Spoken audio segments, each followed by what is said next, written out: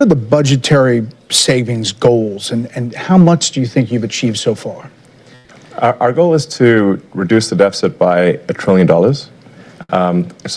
From a nominal deficit of $2 trillion to try to cut the deficit in half to $1 trillion, or looked at it in total federal spending to drop the federal spending from $7 trillion to $6 trillion. We want to reduce the spending by eliminating waste and fraud, reduce the spending by 15%, which seems really quite achievable.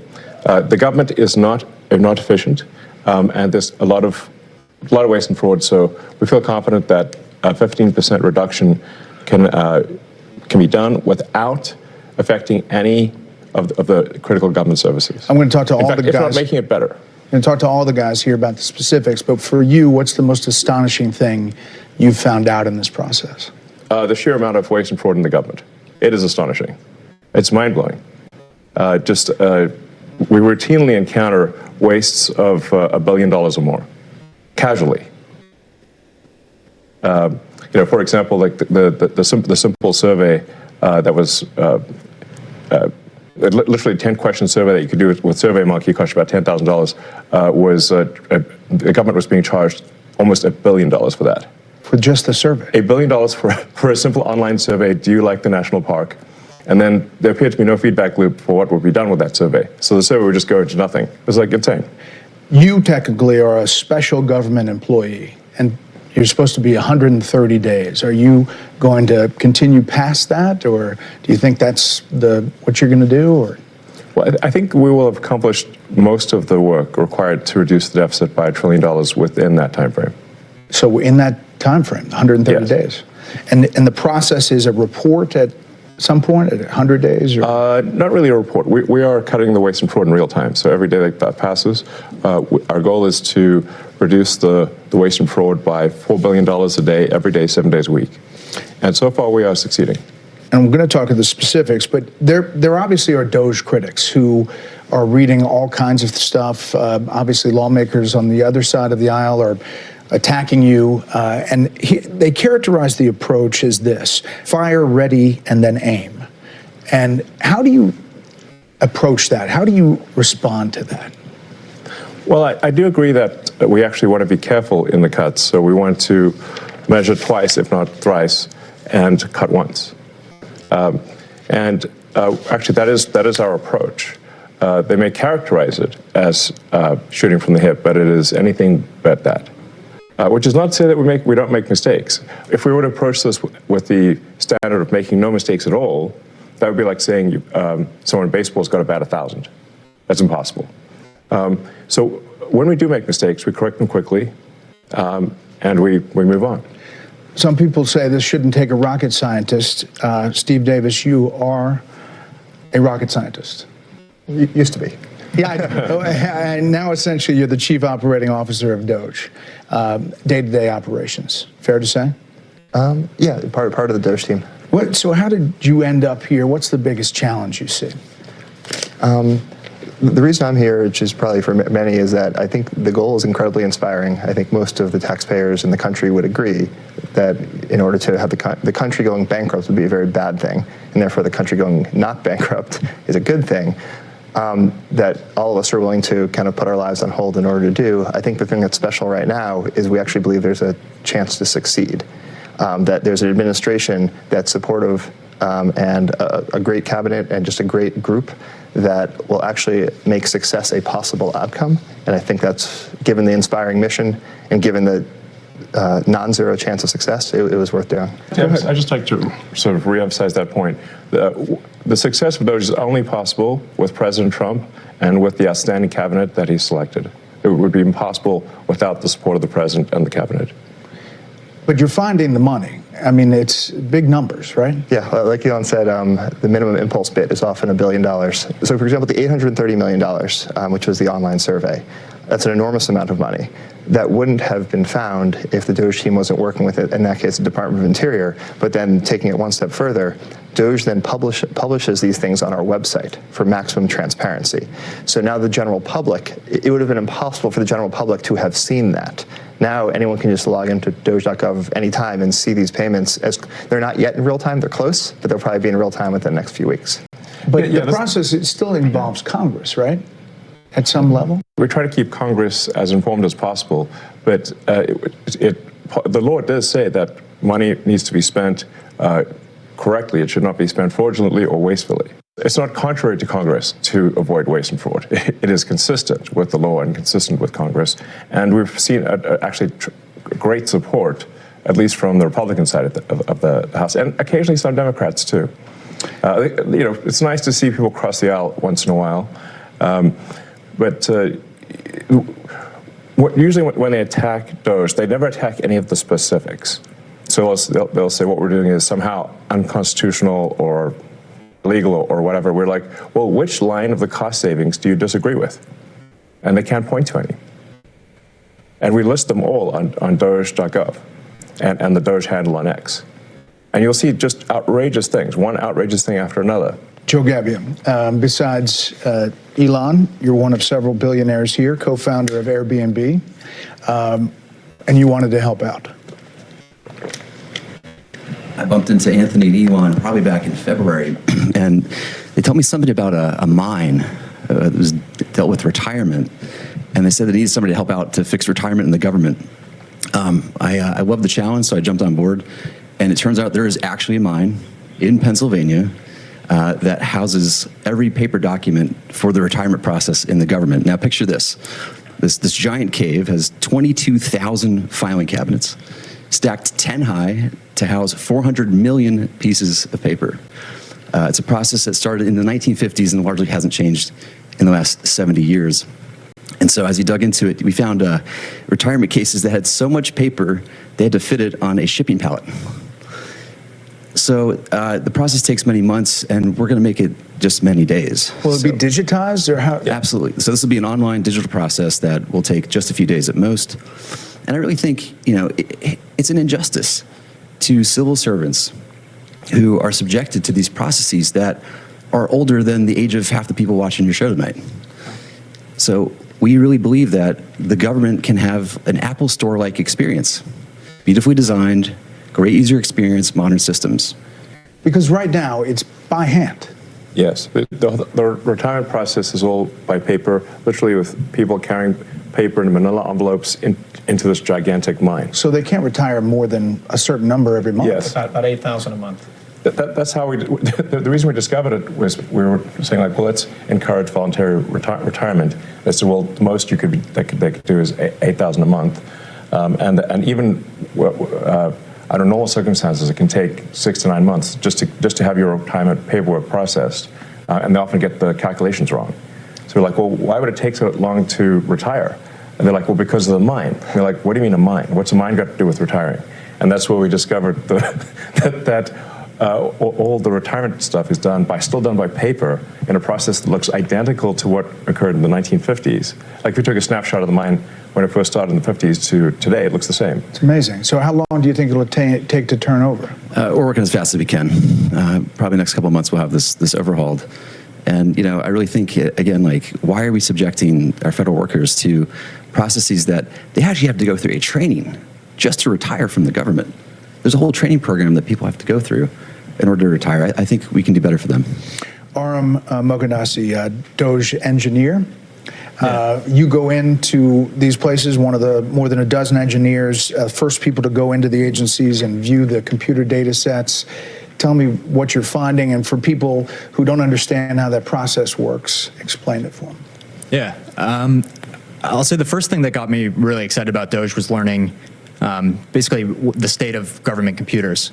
By some estimates, government IT costs about $100 billion, and it's funding systems that are over 50 years old, in the case of something like Social Security or the IRS.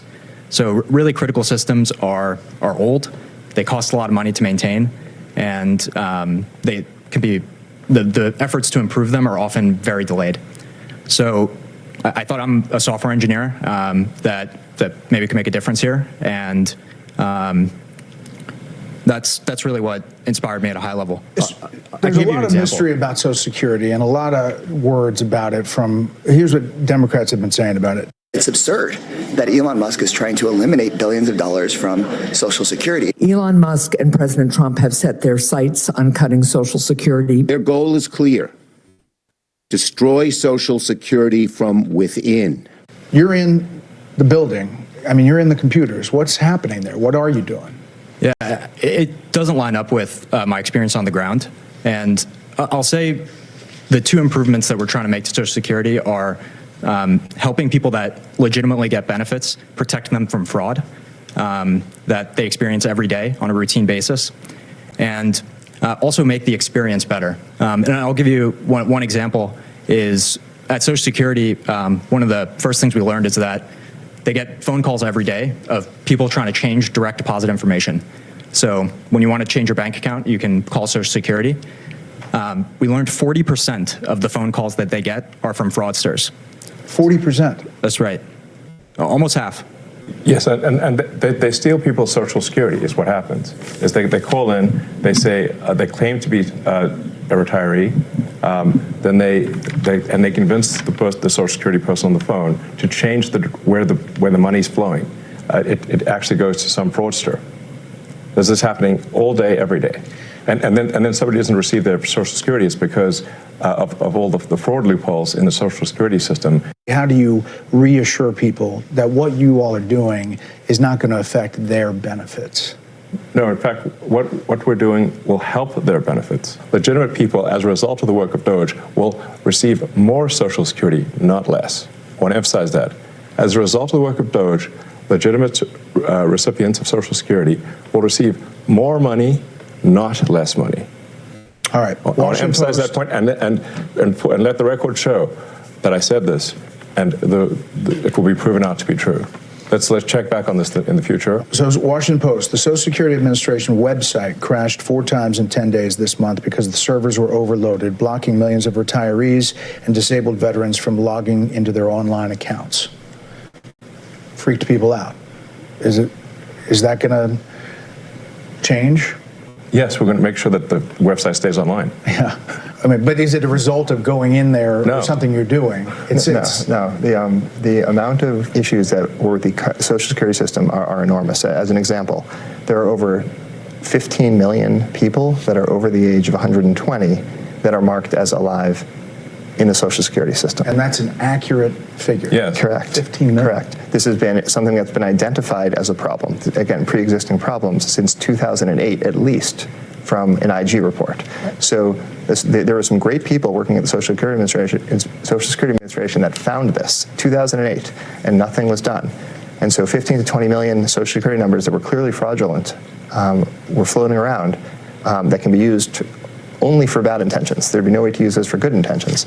And so one of the things the DOGE team is doing is carefully and very methodically looking at those and making sure that any fraudulent ones are eliminated. Brad Smith, working at HHS, and obviously another element is Medicare and Medicaid, NIH.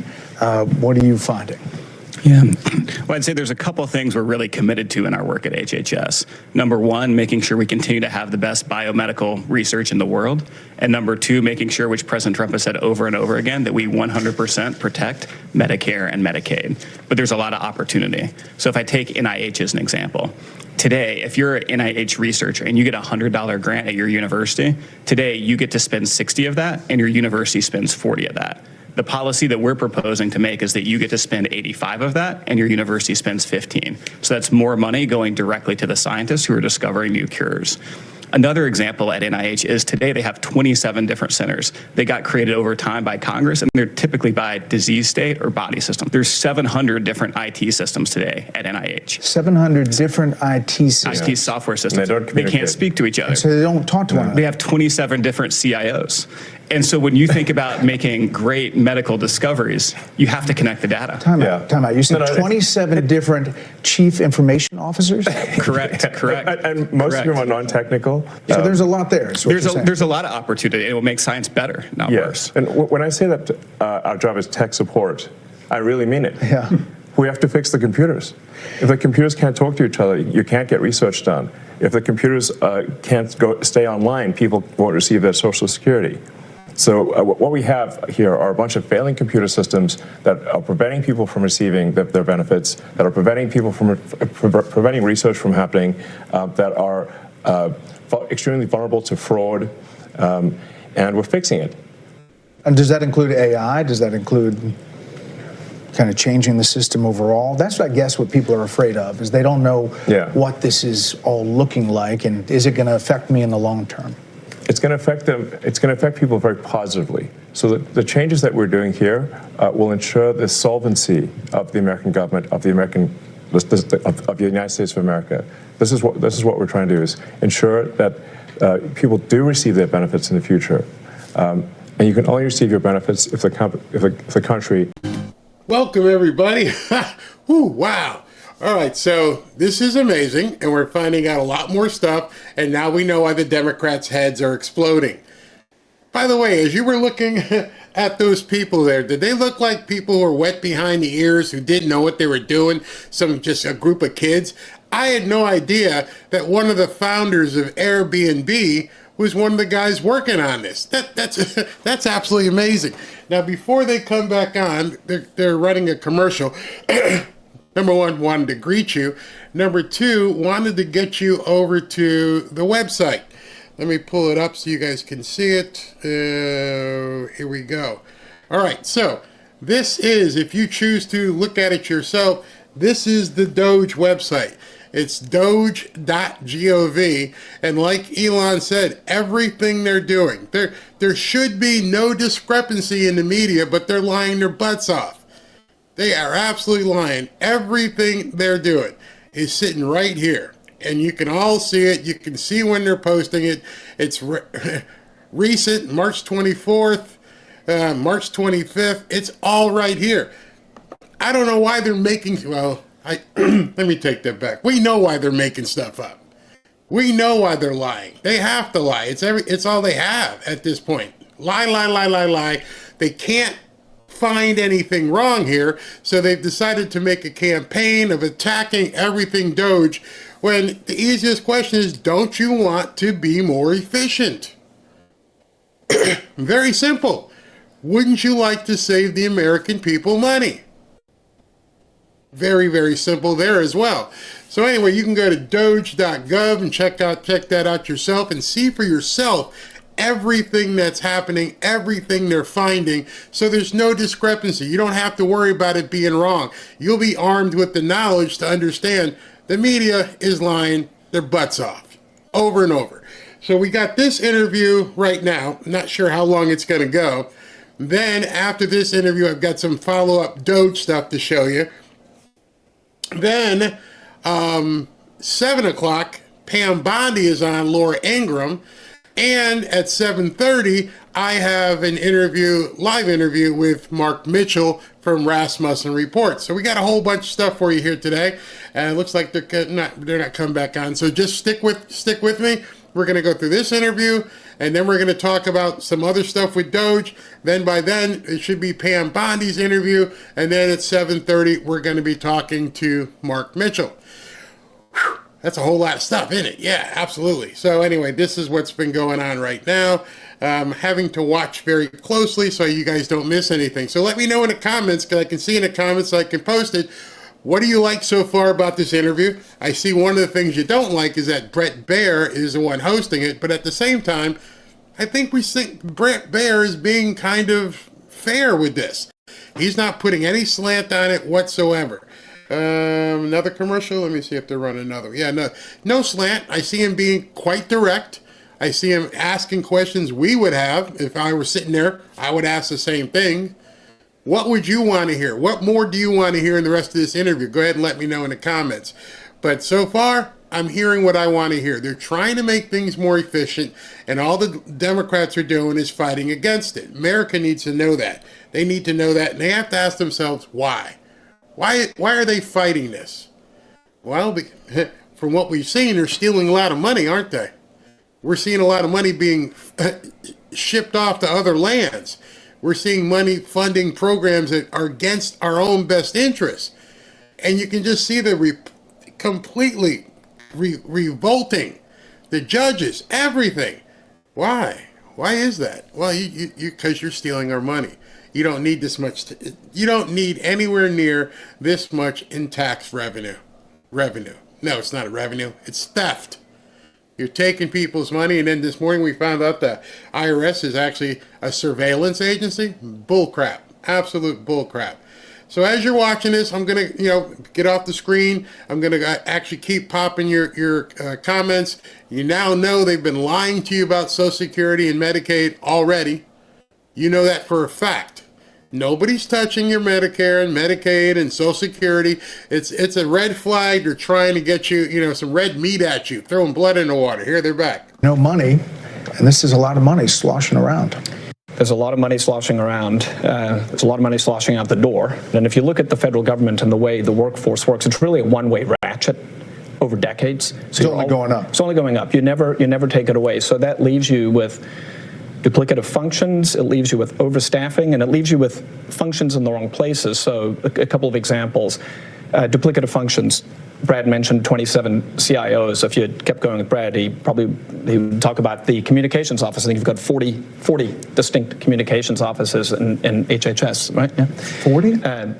Yeah, and that's not unusual, by the way. Multiple offices like that. It's also not making anyone healthy. This is not about the employees there. There's many hardworking, well-meaning people who took these jobs. These jobs were out there. They applied for them. They took them. They're doing what's there. It's just that they're duplicating the effort of 40 offices. So you've got that. You've got overstaffing. A good example of overstaffing would be the IRS has got 1,400 people who are dedicated to provisioning laptops and cell phones. So if you join the IRS, you get a laptop and a cell phone, you're provisioned. So if each of those IRS officers or employees provisioned 2 employees per day, you could provision the entire IRS in a little more than a month. So 12 times a year, it doesn't make any sense. Why would you have 1,400 people whose only job it is to give out a laptop and a phone? Right. The whole IRS could be handled once a month. So that doesn't make any sense. And President Trump's been very clear. It's scalpel, not hatchet, and that's the way it's getting done. And then once those decisions are made, there's a very heavy focus on being generous, being caring, being compassionate, and treating everyone with dignity and respect. And if you look at how people have started to leave the government, it is largely through voluntary means. There's voluntary early retirement, there's voluntary separation payments. We put in place deferred resignation, the 8-month severance program. So there's a very heavy bias towards programs that are long dated, that are generous, that allow people to exit and go and get a new job in the private sector.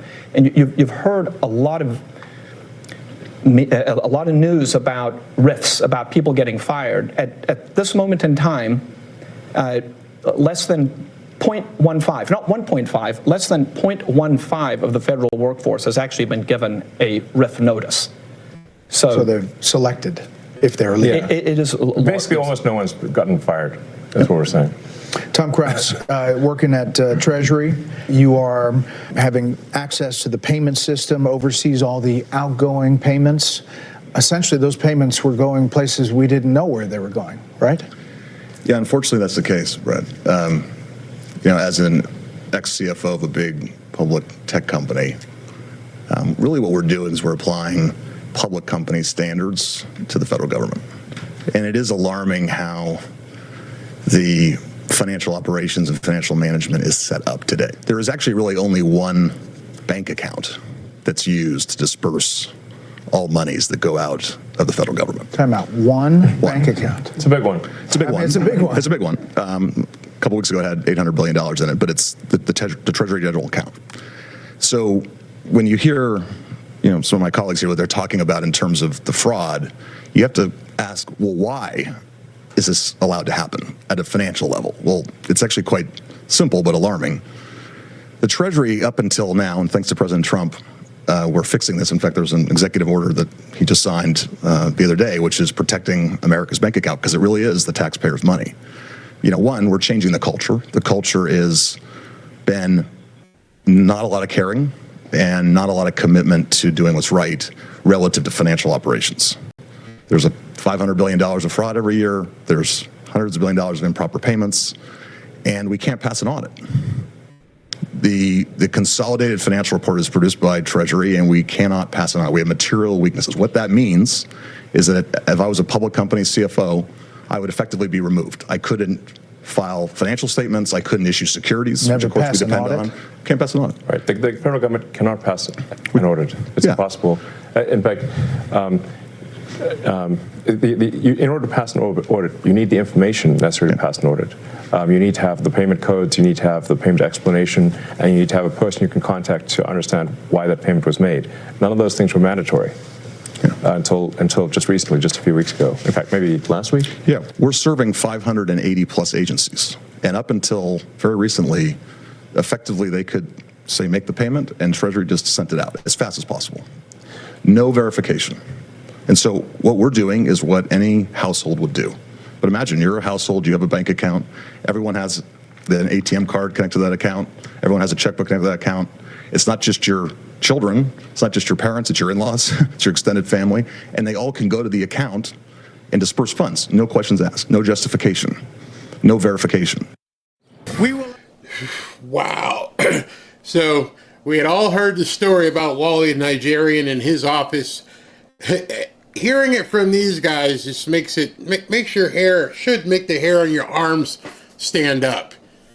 Not only were you not supposed to verify anything, this was the policy. Don't verify anything and then pay it as fast as possible. Oh, can you imagine running any business like that? Can you imagine running your own household like that? Pay everything and pay it as fast as possible and don't do any verification or checking in on what's happening. Man, a number of you guys have asked who's Big Balls. Big Balls isn't even on this interview because he's not a top level person. See, that's one of the things, again, the media lied about. These are the guys who are running Doge. These are the guys who are businessmen from Airbnb and they're billionaires and they know what to look for. Big Balls is a coder. He works in one of these guys' departments. He's not even at the apex at this level. These are the apex characters in Doge. They're the ones who are looking at this stuff and going, this doesn't make any sense. One guy finds all these, 150-year-old people. The other guy finds out, hey, we're just paying checks with no verification or anything. How did we run our government up until January 20th with all this stuff happening? How do you have 40 PR people? No, 40 PR agencies. How do you do that? How do you run anything like this? 40 agencies inside one agency. Just RFK Jr.'s agency, just the Health and Human Services had 40 different PR agencies, not PR people. Then they had staff underneath them. This was a Ponzi scheme of epic proportions. As long as they could just keep taking your money, bring it in, just keep taxing them. Oh, we got to raise taxes. Oh, we got to raise taxes. Oh, you're not paying your fair share. And people for years, we knew it was BS, but the Democrats kept screaming, they're not paying your fair share. You need to pay more, pay more. They're like, come on, man. I gave already. I've given at the office. And now we got April 15th coming up in a month. And there's a lot of people with looking side-eye. Like, what? Do something. If April 2nd is really Liberation Day, do something. Do something that really liberates people. I'm thinking something may be coming. Because Liberation Day, and how many times he keeps saying it, just seems to ring to me. Liberation, freedom. What's happening on April 2nd? Can you imagine? Can you imagine? I know down here, if I can fit this in before it goes back, Ron DeSantis is trying to do away with property tax, and now he's trying to do away with sales tax. And we already don't have any income tax. Can you imagine what will happen if your money is kept in Florida? You don't pay property, you don't pay sales, you don't pay income tax in Florida. The only payment you have is to the government or gas excise taxes. People will be going crazy to get down here. Get to keep all your money. All of it. Not even a sales tax. That's what he's trying to get away with. All right, so we're still running commercial, but this is eye-opening. and everybody should see. I'm going to cut this into its own piece, and I'll post it, probably tomorrow. But you need to share this to everybody because they're getting lied to in such a bad fashion. Everybody is lying to them. Lies, lies, lies, lies, lies about Doge. This should be welcomed by every American. If they have the truth and know that your benefits aren't being touched, we're just looking at the excess. Man, let's see if they come back. Nope, they're still commercial. But explain that to people. Your entitlements, you're not going anywhere. You get this much, you're going to get this much. Let somebody else worry about that. I'm just trying to clean things up is what they're doing. Why would anybody have a problem with that? Left, right, in between? Everybody should be saying, yeah, if we can do something more efficiently, we should do it. And in regards, we should tax you less if we can get it cleaned up. All right, we should be back. And nope, they're still talking. So I think this was I wonder why they waited this long to do it. It seems to me that they should have had this interview a month ago. All right, here we go. You're a former oil company CEO. You're reviewing contracts before they're approved for funding. What are you finding? Well, Elon and Steve kind of stole my thunder a little bit, but I actually found that customer service survey contract. I actually have an example of one right here. I could have done this in high school. And I found it. Is that bad? I found it on the weekends because under the Biden administration, there was no departmental oversight within the Department of Interior whatsoever. None. We are now reviewing every single contract, every single grant, and when things come to my attention that don't make sense, I'm bringing them to Secretary Burgum, and he's been fantastic. He's a businessman. He's very supportive of DOGE. It's been wonderful to work with him. Is the battle between government of decades of buildup and business, which you guys are, is that like a train hitting each other? I mean, it seems like it's pretty disruptive. Well, this is a revolution, and I think it might be the biggest revolution in government since the original revolution. But at the end of the day, America is going to be in much better shape. America will be solvent. The critical programs that people depend upon will work, and it's going to be a fantastic future. But are we going to get a lot of complaints along the way? Absolutely. One of the things I learned at PayPal was who complains the loudest and with the most amount of fake righteous indignation? The fraudsters.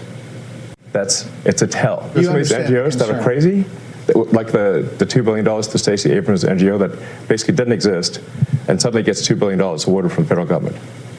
She has, why? And there are many such cases like that. I think that most people, common sense-wise, would say the fraud's got to end. Yeah. They're concerned about the 94-year-old mother who skips a check or somehow doesn't get what she's supposed to get. Right. And what we're trying to say is actually that the 94-year-old grandmother is actually, as a result of DOGE's work, going to get her check. She's not going to be robbed by fraudsters like she's getting robbed today. And the solvency of the federal government will ensure that she continues to receive those Social Security checks, that Medicare continues to work, without which we're all doomed. The reason we're doing this is because if we don't do it, America's going to go insolvent. We're going to go bankrupt. And nobody's going to get anything. Why are you guys all doing it? I mean, you can pipe up, but you don't have to be here, right? I mean, you don't have to be doing this. I have blessed with 4 beautiful children, my wife and I. But we have a real fiscal crisis. And this is not sustainable. And what's worse, back to my children and everyone else's children, is we are burdening them with that debt. And it's only going to grow. Steve, there's not a lot of hierarchy here. You guys are kind of all approaching it in different, silos, but with the same kind of goal, right? I mean, this is really Silicon Valley, private sector colliding with government. Yeah, exactly. And we're headed in a bad path, but the chance of success exists. And just the one that just is in my head right now, which is a fairly mundane one, but I think is very illustrative, is credit cards. There are in the federal government around 4.6 million credit cards for around 2.3 to 2.4 million employees. This doesn't make sense. Right. And so one of the things all of the teams have worked on is we've worked with the agencies and said, Do you need all of these credit cards? Are they being used? Can you tell us physically where they are? I hope they're getting frequent flyer miles. Actually, on a different note, the rewards program the federal government has is actually not very good. That's a whole other... It's a negotiation. Sure, yeah, exactly. But so far, the teams have worked together, and they've reduced it from 4.6 million to 4.3 million. So we're taking it easy. But clearly there should not be, more. There should not be more credit cards than there are people. Yeah. Joe, middle-level employees, are they seeing a benefit to being empowered by taking out bureaucracy? I mean, absolutely. I mean, I think what you're seeing is taking the best of Silicon Valley and the business world and bringing it into the government. We're bringing the best practices and the best methodologies, and people are inspired. Right, especially on the retirement process, which I can speak to. They've been trying to modernize and get off of paper since early 2000s, very unsuccessfully. Every attempt has gone over budget and been canceled because it hasn't been successful. And so, I showed up and I feel like I'm here because it's an interesting problem. We can use design to solve it and good engineering, and really create a better experience for everybody. We're talking about elementary financial controls that are necessary for any company to function. So, like, if the federal government, if a commercial company operated the way the federal government does, then it would be immediately go bankrupt. It would be delisted. The officers would be arrested. The changes we're putting in place will enable the federal government to pass an audit. It will enable taxpayers to know where the money is going and know that their hard-earned tax dollars are being spent well. Up next, the DOGE team on flaws they're finding in digital government systems.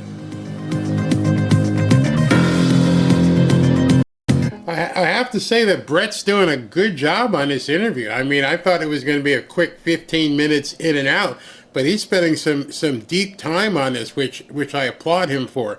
Absolutely. Children and dance kids lessons. I'm looking at some of this. Thank you. Democrats are done. Well, the Democrats are done if people get the word out. Your job, as an American, understanding what's being said here, is to get the word out. It doesn't make any sense until you realize, like he said, the people who scream the most are the ones who are probably committing the fraud or benefiting from the fraud. Why would anybody, especially when it's not their money? You see, I could understand if somebody jumped into your household and said, all right, I'm going to open up your checkbook. I want to see what you're doing. Yeah, you'd probably freak out. I don't know who you are, but that's not what's happening. They work for you. Every single person in Congress and in the Senate, they work for you. They're supposed to be good stewards of your money. And so right now, Elon Musk is digging in, and as he digs in, he's finding out they haven't been anything but good stewards. Yet they'll go to a microphone, they'll go on MSNBC or CNN, and instead of admitting they screwed up, they're mad people are opening the books. Shouldn't every single person, Republican, Independent, Democrat, Senator, House of Representatives person, all of them, judges, shouldn't they all want this to happen? I mean, in the best interest of America, what if you found out that you wouldn't have to pay income taxes? What if we found out if we cut out all the fraud and we cut out all the waste and we cut out all the mistakes, that we are basically self-funded? Why would that be a bad thing for anybody? You could always reinstitute taxes if you need it, but obviously it appears at this point that we may be on a track where they don't want us to find out this information. First of all, I haven't heard DOGE or anybody else say, how much specifically do we bring in? And then, how much specifically should we be paying out? Of course, you got military, the big budget, and you've got, Medicaid, Medicare, all these stuff, the SNAP benefits, all these things that we put in place. All right, how much is all this? So, President Trump, and I hope they get into it in regards to talking about tariffs, President Trump believes I can balance this just by charging other countries.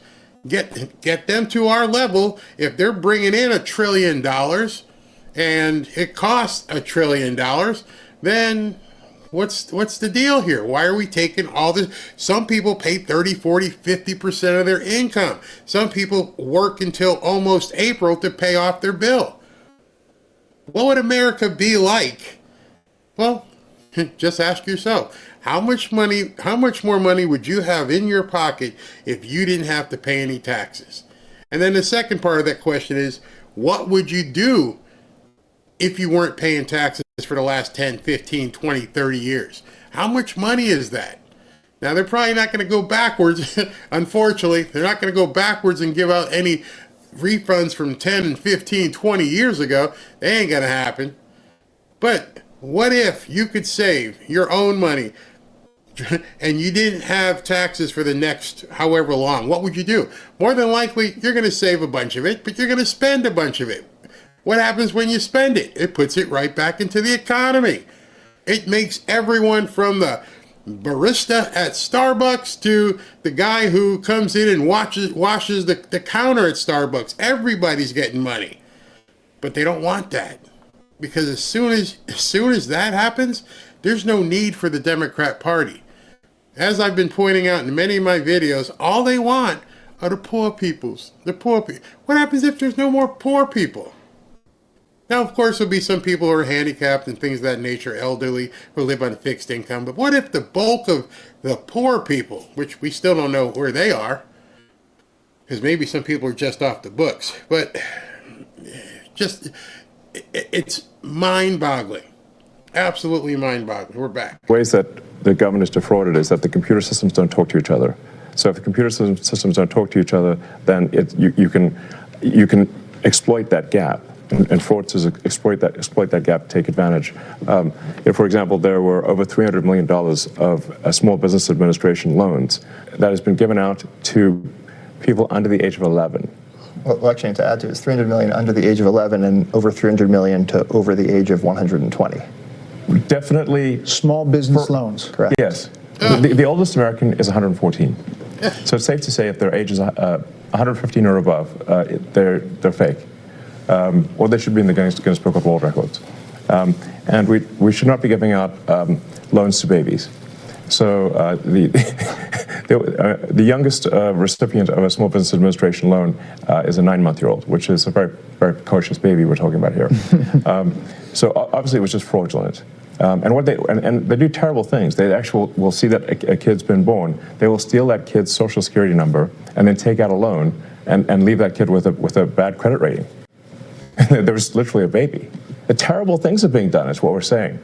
And we're stopping these terrible things. And you can stop it? I mean, we are stopping it. The reason this is happening is because the two systems are not talking to each other. Yes. Right? And so you don't know at the Small Business Administration that you're giving a loan to a 9-month-old, which happened in one case, because you're not cross-referencing that with the Social Security Administration data that has birth dates. So that very, very simple fix eliminates tremendous fraud. And that there are multiple systems across the government where the systems are not speaking with one another. And if you just solve that simple problem, you would solve a huge amount of fraud. Are you surprised? So one of the ways that, like one of the key tricks that the fraudsters pull is that they will use the fact that someone is marked as live and as sort of just that social security number is marked as live in Social Security, and then get disability and unemployment insurance for a dead person. Because the databases don't talk to each other, all they got was from Social Security is like, is this person alive? Yes, they're not alive. It's falsely marked. Person is falsely marked as alive in Social Security, but they didn't. But that person, a fraudster can now get unemployment and disability from a dead person.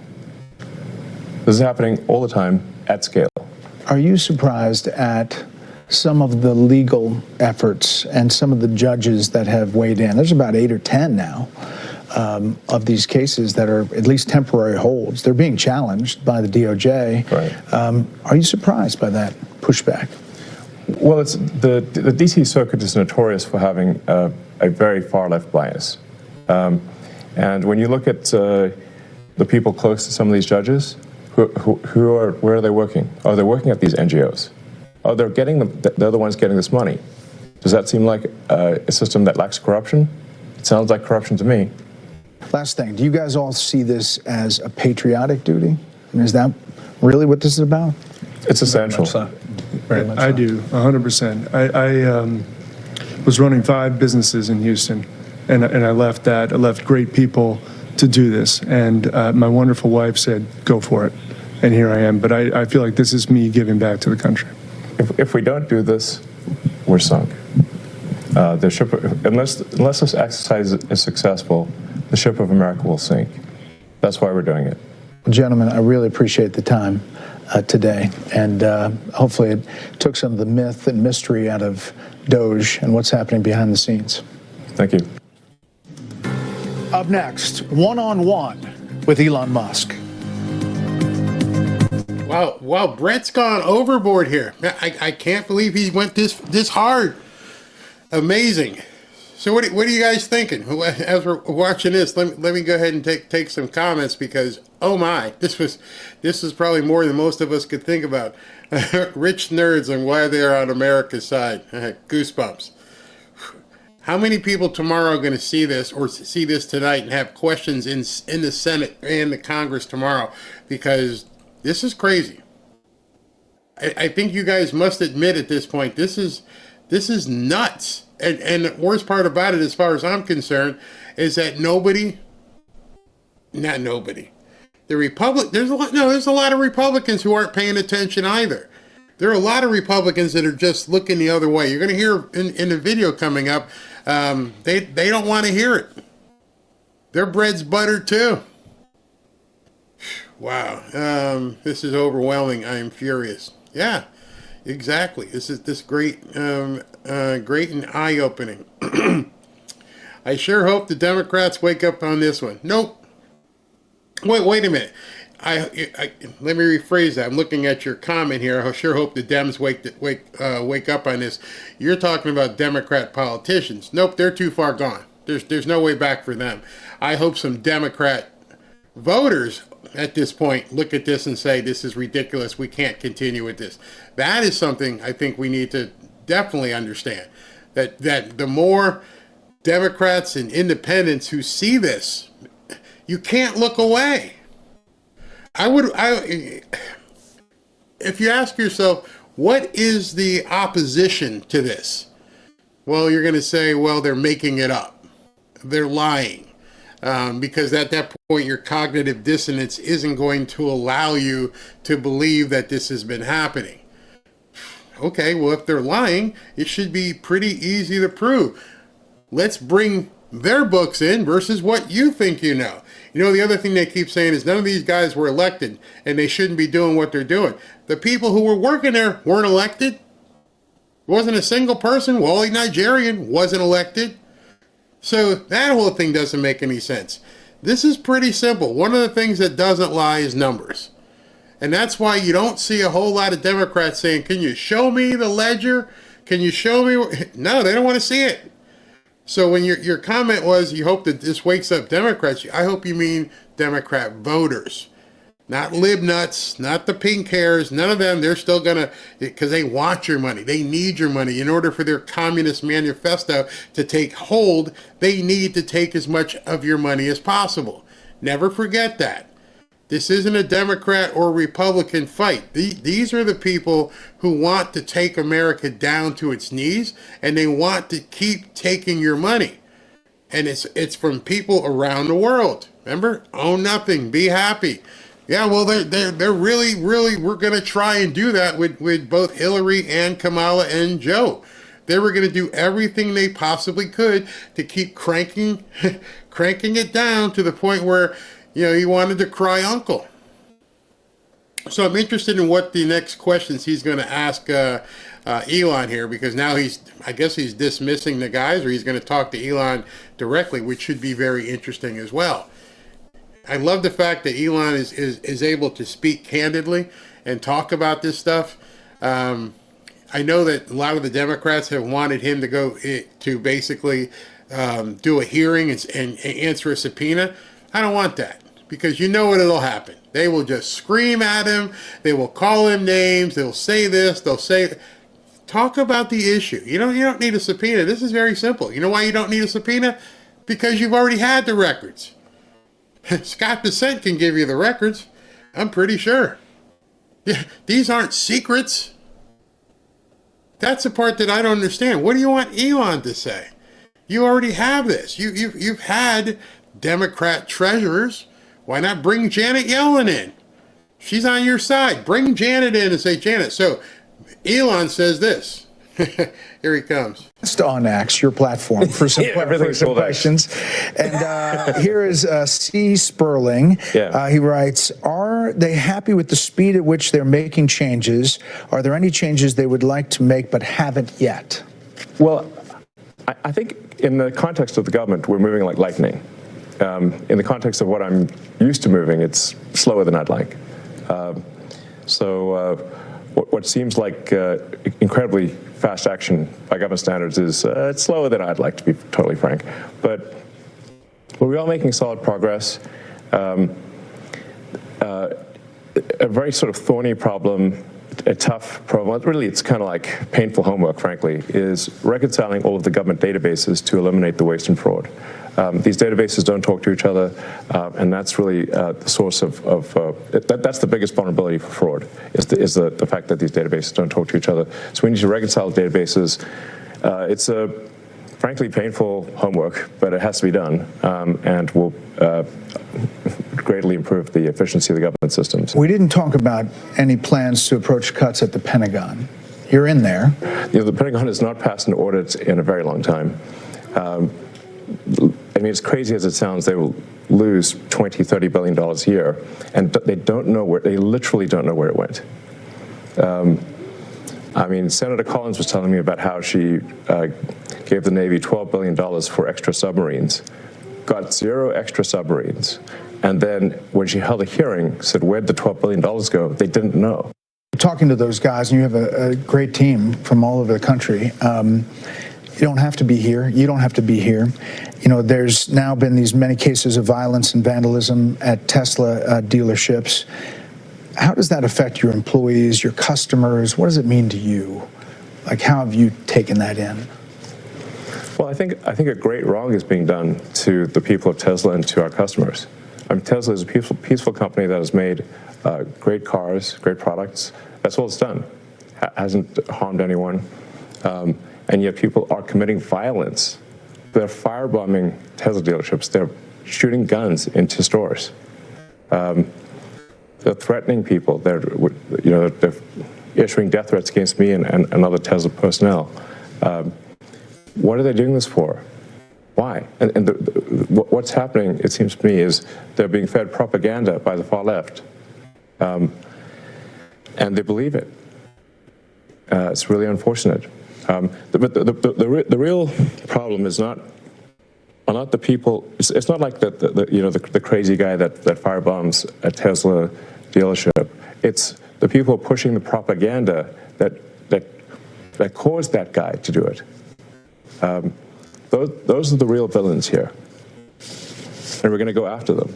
And the president's made it clear we're going to go after them. The ones providing the money, the ones pushing the lies and propaganda. We're going after them.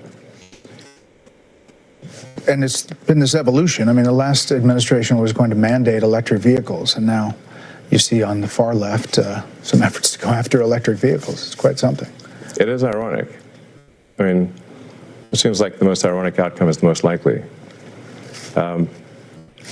But, yeah, I mean... Personally, it's got to take a toll. It does. Yeah. It does. I think there's some real evil out there, and we have to overcome it. I mean, you have been called a Nazi, a white supremacist, a fascist. I mean, they've got the sort of their just to normal name playbook. a few. Yeah. I mean, they've still got it. They haven't. I guess they still need to call me Stalin, Mussolini,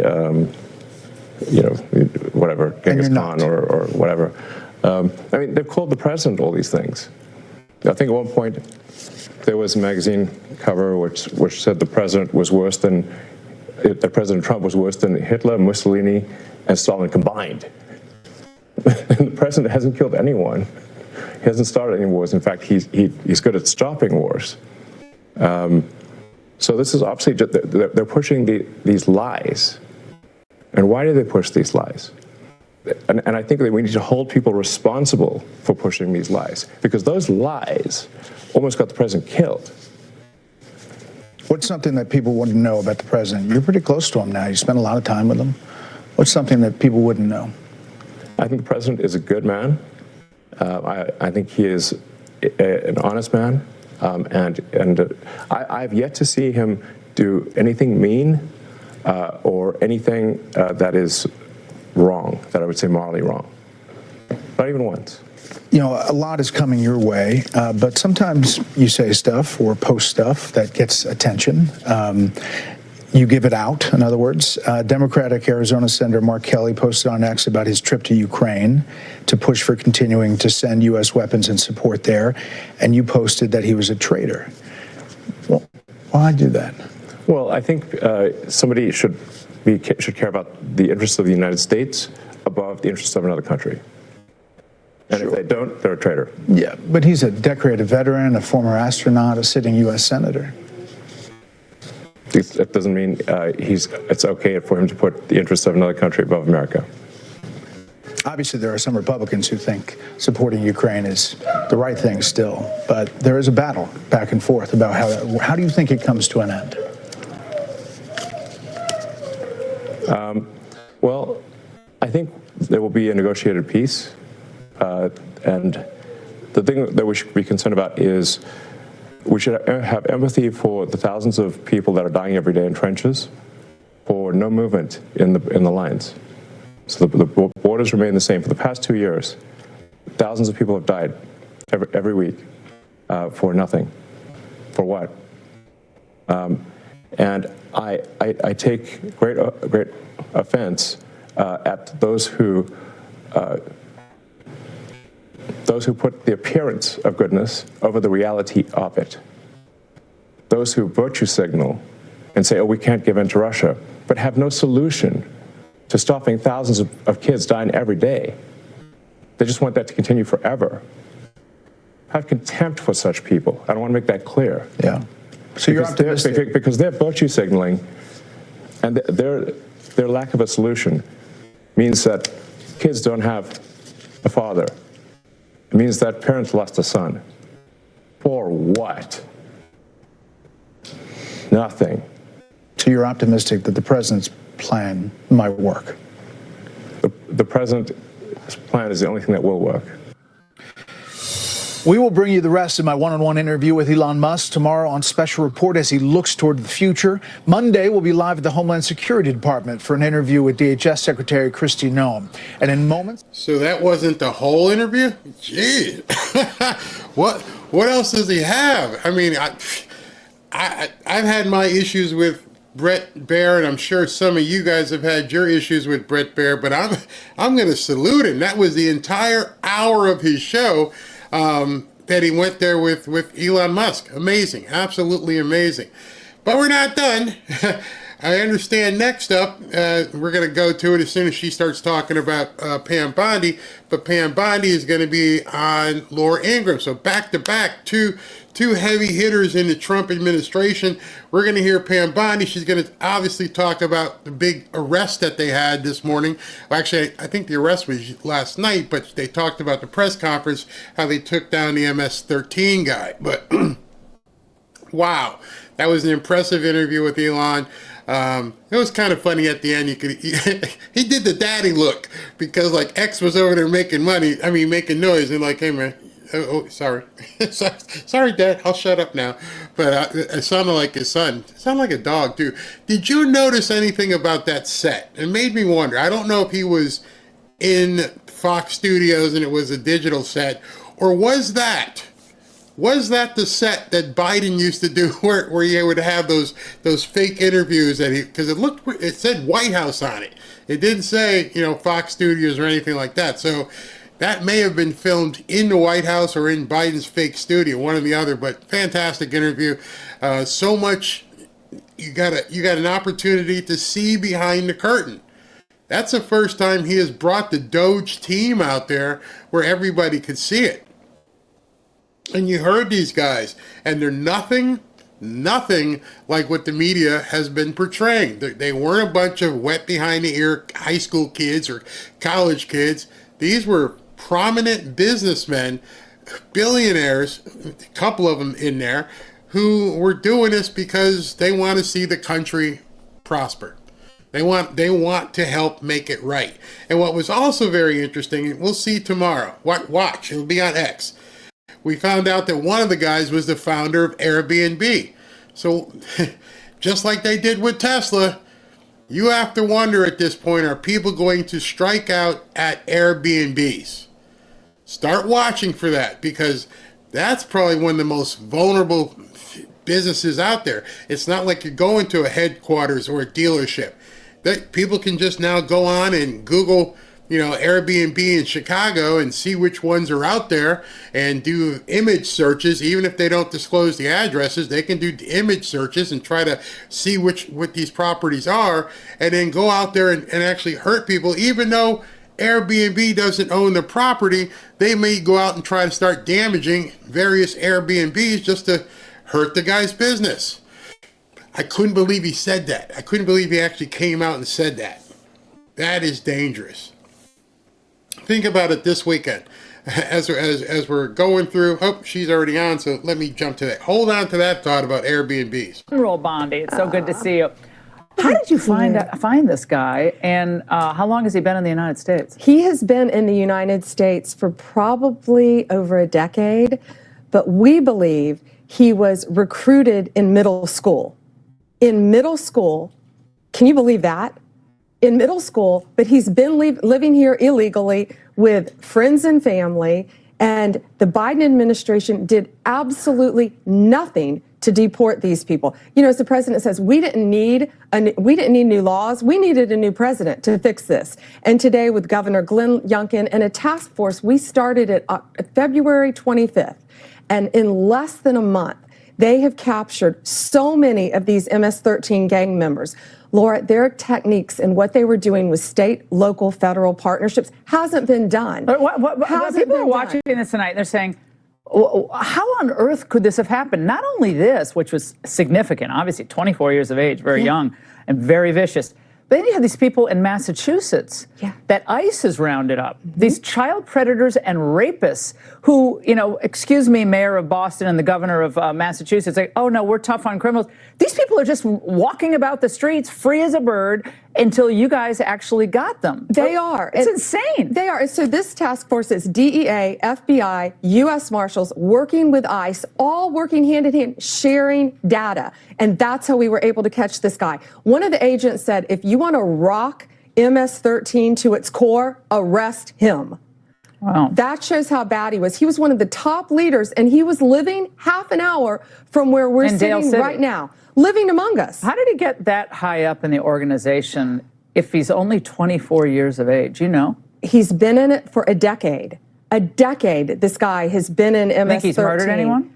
I think he's probably been involved in murders. More to come on that. They found letters. They found writings that show he was one of the top leaders for the whole country, showing MS-13 cliques, which mean gangs, spread throughout this nation. Again, we took one of the worst off the streets today. Americans are safer because of Donald Trump. When can we expect federal charges, and will you try to deport him to the Supermax prison back in his home country of El Salvador? Yes, we will try to deport him to El Salvador. Let's send him home. That's where he belongs. He belongs back in that El Salvador prison, and that's where he should go. But you're gonna see a lot more charges on him. He had illegal firearms, of course, 4 to 5 guns. He was living in a middle-class neighborhood. Did he go to school in that area? He did when he was younger. He went to school there, which is where he was recruited. And you know what? These schools have been trying to protect kids from law enforcement.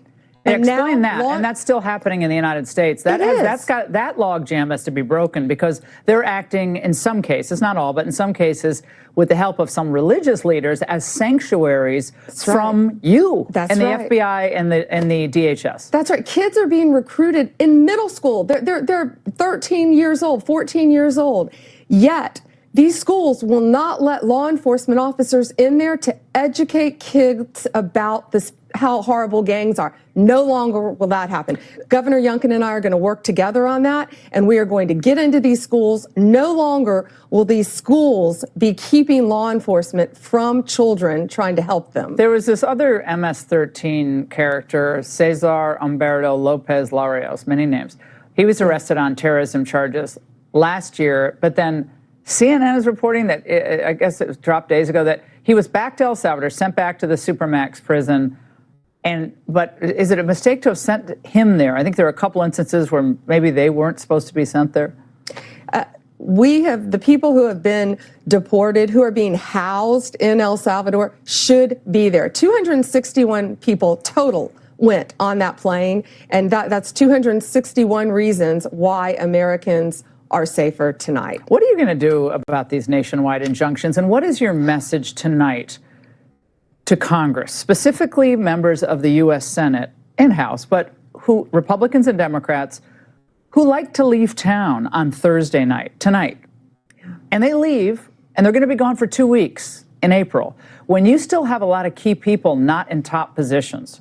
What is your message to them tonight? We need these people, of course. Should they be taking a recess for 2 weeks? Of course not. Laura, we need to get all of it. Donald Trump needs all of his nominees to be confirmed, to be in office for public safety reasons, for all of the reasons we've been talking about. There are so many nominees that we have to get confirmed. We have a lot coming up, and we've got to get them in office to help keep America safe. I think Thune's trying to do his best, but they have to have unanimous consent from the Democrats in order to fast track these, and because Schumer's under attack from the left, he's like, I'm not giving you a thumbs up on any of these people. So it's having to go through this laborious process. But if you keep people through the weekends, let's say you know this town, you keep people through a couple weekends, what does that do to them? Yeah, they cave. They break. The Democrats will break, and Republicans are tougher. We know that, and Senator Thune's been great. I mean, he's been fabulous. But we've got to keep people here. We've got to get people in office. What's happening with this Las Vegas Tesla criminal who he was arrested? And now federal charges have been filed against him. This was something that was needed, given everything we're seeing. Is in custody. Laura, he is facing 5-year minimum mandatory to 20 years in prison. And this was great police work. This guy thought he got away with it. So these people better look out. They better cut it out, because we are coming after you. And at my direction, there will be no negotiating on these people. No plea deals. We are seeking 20 years in prison. They are setting off bombs, the huge fires. Look what you're seeing, huge, massive fires in residential neighborhoods. Someone's going to get killed. Charging stations. Someone is going to get killed. A citizen is going to get killed. And these people, we are not doing any plea negotiations on them. So they better cut it out. We have some information about the groups that he belonged to, this individual. Let's watch.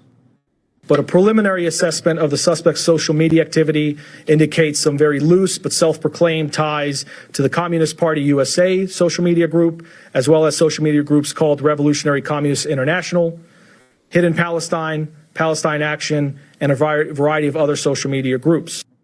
I mean, this is like a cliche of every left-wing communist, socialist, Hamas. Right. We are looking at, in all of these cases, every aspect, we are not going to leave a stone unturned. So the messages are going out, these people, Madam Attorney General, from these groups. Get busy. Get busy, meaning terrorize people. People are terrorized driving down the road in a car that they worked hard for. They feel terrorized. They do, and we're looking at how these people learned to make these bombs. We're looking at every aspect of these cases, and we are coming after you, and we will find you if you have done this to a Tesla owner, a Tesla dealership, anything to do with Tesla. We're going to find you, and that today was proof of it. Judge Beryl Howell is an Obama-appointed district judge, I believe in the District of D.C., District of Columbia, and is extremely upset at what he thinks is a series of attacks by the DOJ on the judiciary, saying when the DOJ engages in this rhetorical strategy of ad hominem attack, the stakes become much larger than only the reputation of the targeted federal judge. This strategy is designed to impugn the integrity of the federal judicial system. I guess the DOJ lawyers wanted to remove Judge Howell from the case, citing other what they believed were biased comments. Your reaction to Judge Howell tonight? We do. Many judges need to be removed, Judge Howell included, Judge Reyes, Judge Boasberg. These judges obviously cannot be impartial. They cannot be objective. They are district judges trying to control our entire country, and they're trying to obstruct Donald Trump's agenda. And Judge Boasberg is a busy judge. He was assigned to the Signal Gate, which is such a ridiculous name, but the Signal Chat case, which is a lawsuit filed by parties, which I'm not sure they have standing to file, but President Trump calls it disgraceful that this judge, again, who's ruled against you on the Tren de Aragua deportations, is now assigned to the Signal case. Yes. Your reaction tonight to that? Laura, he has multiple cases. I guess it's a wild coincidence against Donald Trump and our administration, and now he has the Signal case. He shouldn't be on any of these cases. He cannot be objective. He's made that crystal clear. You know, these judges are taking personal attacks, too, at many of the cabinet secretaries and these judges across the country. And again, they think they have authority, but it's going to be short-lived because these cases are going to get to the Supreme Court very fast. We're doing everything we can. CNN is their Ellie Honig. Sometimes it's fair, but mostly biased. So you guys have to open up a Signalgate investigation at DOJ. Watch this. So Pam Bondi has been MIA. There is no indication that she's going to open an investigation here. And by the way, when she was up for a confirmation as AG, you remember, one of the concerns is, would she be able to exercise independence? She told the Senate, absolutely, I will be completely independent. There's no reasonable prosecutor who could look at this and say it doesn't even need to be investigated. Your response to your pal there? Yeah, there's a reason why their ratings are plummeting, because they're putting people like that on TV. Chatter. We could care less what they say. We're going to continue forward on all of these cases. So this is not a concern of yours, Inspector General, idea of Inspector General investigation or congressional investigation down the road.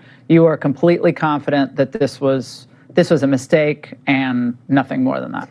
We are, and all of our intelligence officials who were on it are confident of that as well. Do you not know how many Democrats that I know over the years who have been on Signal? Of the highest level Democrats, and is that changing in the government now, though? Is Signal not going to be used, or is it going to be used going forward? Are you aware of it? I think Signal's a very safe way to communicate. I don't think foreign adversaries are able to hack Signal, as far as I know. And maybe people just have to keep an eye on their contact list a little bit more carefully going forward. Attorney General Pam Bondi, you were up at what time did you get up this morning? Got up about 4. Oh, 4. About 4. Okay. 4. All right. Well, you don't look any worse for the wear. Thank you very much for joining us. We appreciate it very much.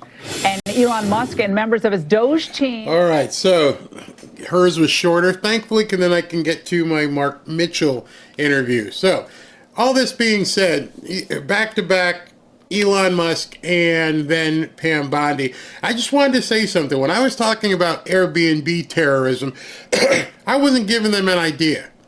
These people are very astute. They are very orchestrated. They're funded. Their planning is amazing what they'll go through.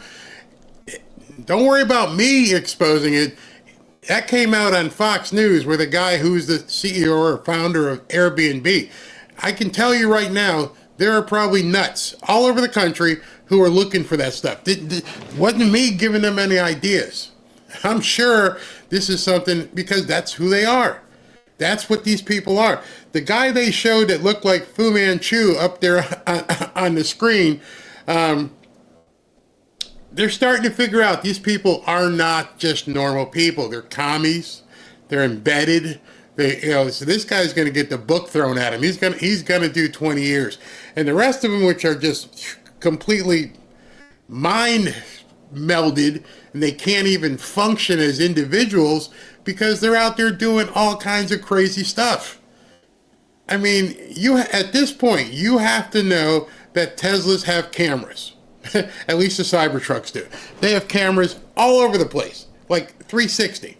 If you know that this vehicle has a camera, how in the hell are you walking up and keying it? Or if you saw the rotund black man who had his little four-wheeler and rammed into a bulletproof Cybertruck. These people aren't normal. They're not normal by any way, any shape, no means whatsoever. Oh my God, they're absolutely bat poop crazy, bat poop crazy. So before we get too far, and Mark comes on in 13 minutes, let me talk to you about Patriot Addict, one of my favorite sponsors here. Breaking news. Free Trump collectibles issued to all supporters because of the amazing feedback on the Trump knives. The Trump knives, by the way, I have a Trump knife I can show you. Here's what the Trump knife looks like. Those of you who haven't seen it, this might be the first time, but this is the red Trump knife that they're giving away for free just for shipping. It is a very sturdy knife. It's a very sharp knife. I've almost cut myself a couple times. You can see how big it is. I've got very big hands, so that's about a 9 or 10 inch knife. It's got the notch to cut the seatbelts. It's got another thing here to break windows if you have to get out of your car or something. It's heavy. It's not like many people in here have gotten this knife or received it just for the cost of the shipping, and they love it. They give it away as gifts, and it's easy to work with without cutting yourself or anything like that. Because of the amazing feedback on the Trump knives, Patriot Addict has decided to come up with something even crazier for a limited time. Only they are giving away their best-selling Trump mystery boxes absolutely free, no hidden charges, no recurring fees, meaning not on a subscription, and none of that BS, just cover the small shipping. Imagine unpacking Trump beanie hats, and who knows what else, knives. There's going to be a whole bunch of stuff in there. I've got one back. You know what? Let me show you this. Let me show you. This one came with a flag. It actually got a Trump flag in it. So, you know, all kinds of stuff happens. I don't know if you can see it on the shelf back here. Yeah, he's right over here. I'm trying to move. That's my little Trump bobblehead right there. Trump bobblehead right there. That comes inside the box too. So this offer is only valid for Barry Cunningham viewers. That's you guys. And Patriot Addict would not want you to miss it. Don't wait. Scan the QR code now, right there, or go to, and if there's been a problem with it, let me know. Go to berrybox.com, berrybox.com to grab yours. Again, that's berrybox.com, or you can just scan the QR code that's sitting right here. If the website's not working for you or it's not taking you to where you want, please let me know, and I will contact the people at Patriot Addict to let them know that something isn't quite working right, and we'll get that fixed as soon as possible. But I can tell you, most of the people almost all the people I've spoken to who have gotten the knives have really liked it, and they're surprised actually that this thing is of such good quality. And I just have to remember not to cut myself when I pick it up. Sharp knife, very sharp knife. Had to get Robin her own so she can gut fish when she goes fishing. So, wow, let me see if Mark is in here yet. Nope, he's not here yet. So what I can do is take some comments from you. Barry Cunningham, that nice has a quick open feature, spring-loaded open assistant. Yeah, I saw that, but on here I didn't want to cut myself because I'm doing so many different things. But yes, in fact, Tommy Lawrence made me a video showing how quickly you can get that thing open. So yes, absolutely. Someone said they had a problem with the mystery box. Just let me know. Email me and tell me what you had a problem with, and I'll get a hold of them. Got mine. Somebody says, oh, Fred in Arizona says he got his. My son got a beautiful Trump flag for $5 at Deal Busters. It's worth $65. Love that store. Okay, very good, very good. The Trump knife is worth $70, and every bit of it. You would definitely like it, and I think it's like $13.99 for the shipping. And let me just see. Ashley's hit me up. Okay, great. All right. So, what do you guys think of those two interviews? Pam was kind of, just talking about the arrest this morning, but Elon's interview, which I'm going to cut as its own video, people are going to be talking about that for quite some time, even if not, they're not talking about it already. Your QR. Oh, what was that? Your QR code scan didn't work. Let me go to berrybox.com. I have an Apple phone and it's not working, so what should I do? Go to berrybox.com. Let's see if we can get that working. We got ours. They're so very nice. Very awesome. All right, so some comments in here. Let's talk about, and you guys, I love the fact you guys are saying it. I am still on the fence with Pam. All right, let me talk about that for a second, because even I was upset that we didn't get the Epstein list. But you know what? After I spoke to Jaco Booyens the other day, I realized that's not the big prize. If you guys missed that interview, it's on Rumble exclusively. It was here, but they made me cut it.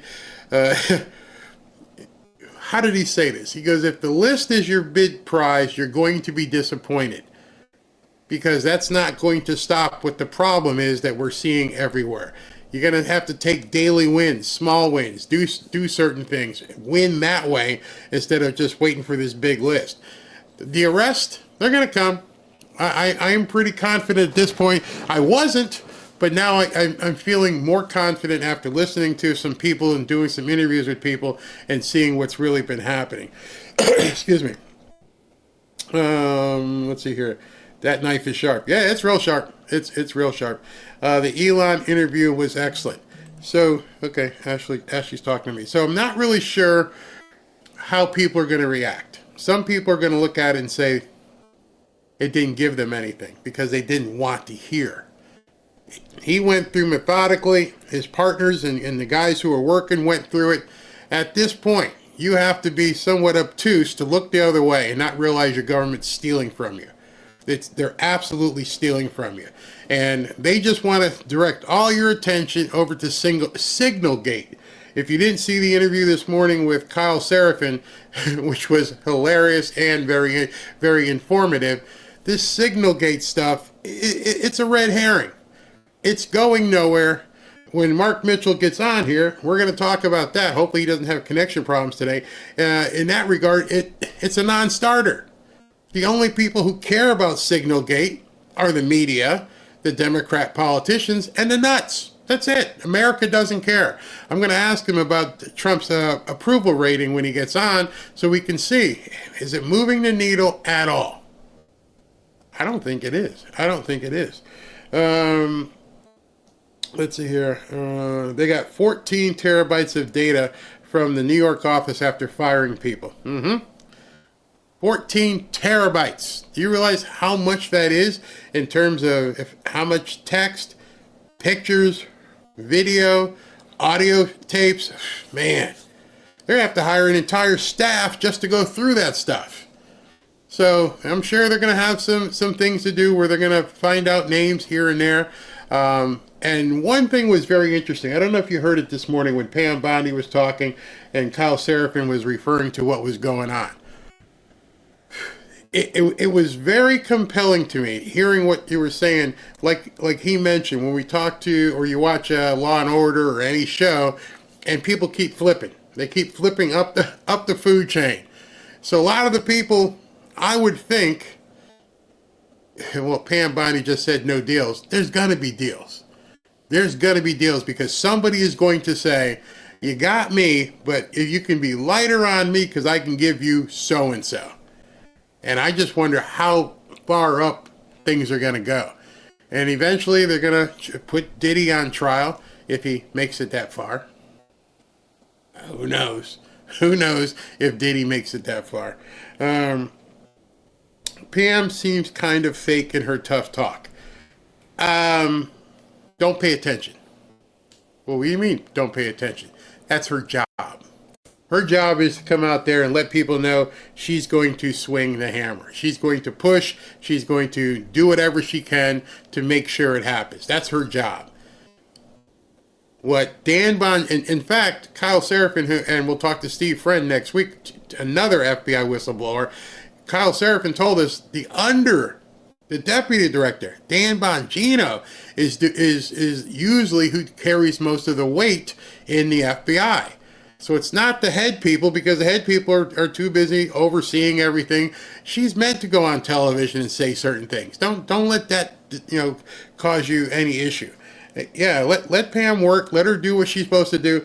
Have more confidence in team she put together, which may be sounding funny to you because, yeah, I was pissed off a couple weeks ago. I was really pissed off. I'm like, what is this? You're giving us nothing. I was one of the ones. You guys know that. But now I'm starting to see some things. Now I'm starting to see how they're manipulating and how they're getting in there and how they're actually going after people.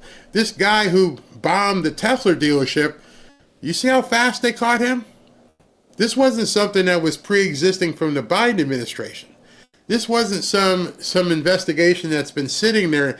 They went from seeing this guy do this stuff to basically getting him in what, a week? And a lot of these people are starting to get arrested, and they're pissed off because Trump said, you know, they're going to call them domestic terrorists. So by labeling these people terrorists, which is stupid for them to continue doing this, by labeling them as terrorists, they're going to be facing some serious jail time, and some of them are just brainwashed idiots. But nonetheless, they're going to go to jail. They're going to go to jail. I was righter than Barry. Never doubted Pam. Yes, you did. You're right. I was a doubter. I mean, I was for her because I'm here in Florida. I've seen what she's done. And then I was mad because of the Epstein list being a complete fluke.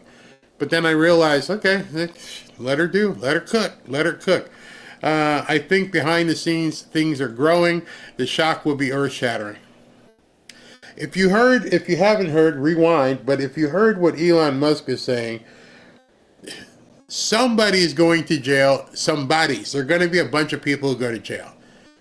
Because now that they know that this young baby, the 9-month-old baby, got a $100,000 SBA loan, oh yeah, that's laughing. That's okay, where'd the money go? Somebody's going to jail.